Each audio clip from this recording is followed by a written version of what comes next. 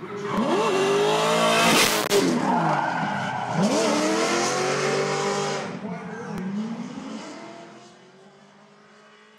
alright guys, we're going to get a look at behind the scenes of what a 3D live production looks like. We're at the Formula Drift Series final here in Irwindale, California, and this is the Reality Technica Quasar rig. All the equipment comes out of VER in Burbank, and that is the Sony HDFA 200. It allows you to connect two cameras and send them down the same fiber, and has a lot of, that's what enables a 3D broadcast configuration. So that's Irwindale Speedway.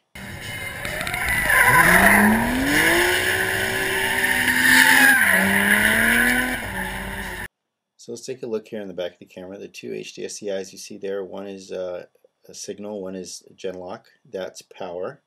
And that last connector there is the remote control for the camera, so you can shade it from the truck.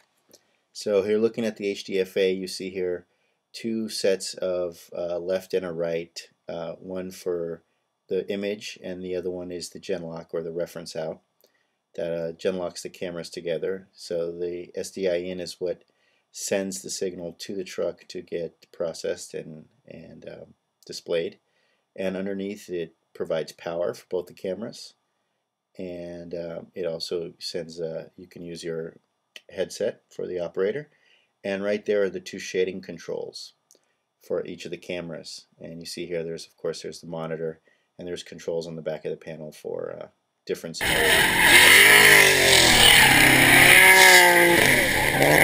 Pretty cool, but can you imagine that all day long in front of your face? It does get a little old. So here's a look at the rig.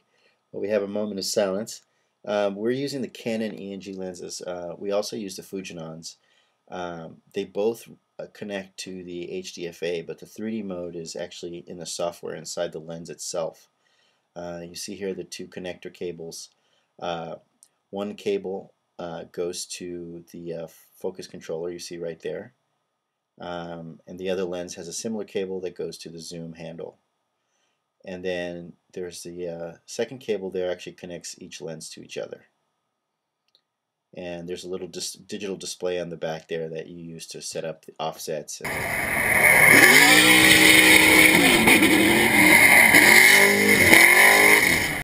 Yeah, that's me eating a lot of rubber.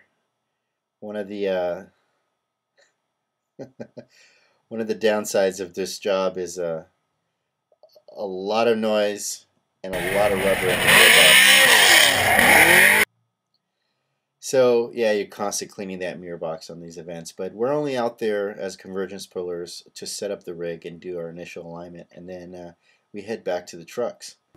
Let's take a look here inside the convergence truck, as we call it. There are 10 or 11 convergence stations, and at each station you'll see there 3 sets of screens and a Reality Technica handset. So these display lots of information. You see there someone's cleaning the lens, but yeah, there's a stereo analysis that shows you your depth budget there, negative to positive, and if you're exceeding it. We always usually have the difference mode there. You can see the rig's pretty well aligned, and then we also have that's where we make all the adjustments, the optical and some mechanical adjustments. And the handset's actually, it's just you can use your mouse if you want, but it's a much better way of pulling the convergence.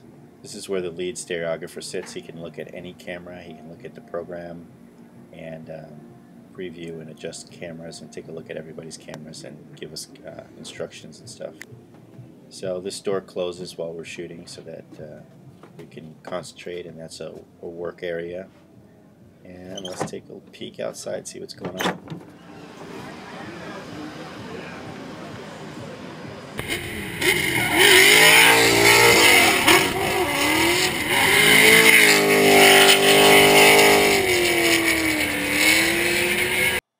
Now this is the same Reality Technica hand controller unit that you use in a regular 3D production. It just talks to the software.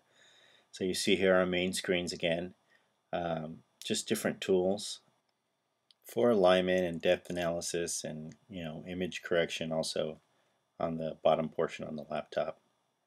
But you can see there we're almost ready to roll. The cars are practicing, and we're just doing our final adjustments here before the show actually starts.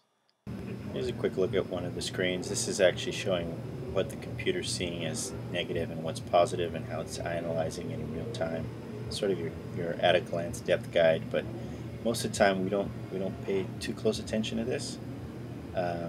We'll be looking more on this that tool right there to make sure we're within the allowable parallax, and also on our difference mode, which is the screen right below.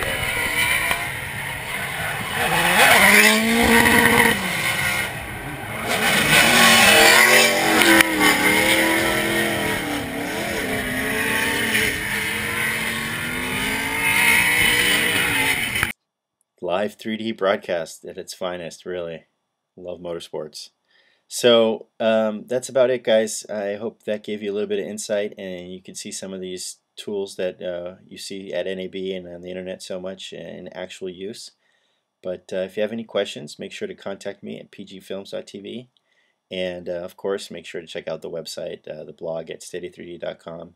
Lots of great articles on there, lots more pictures, and all sorts of interesting information.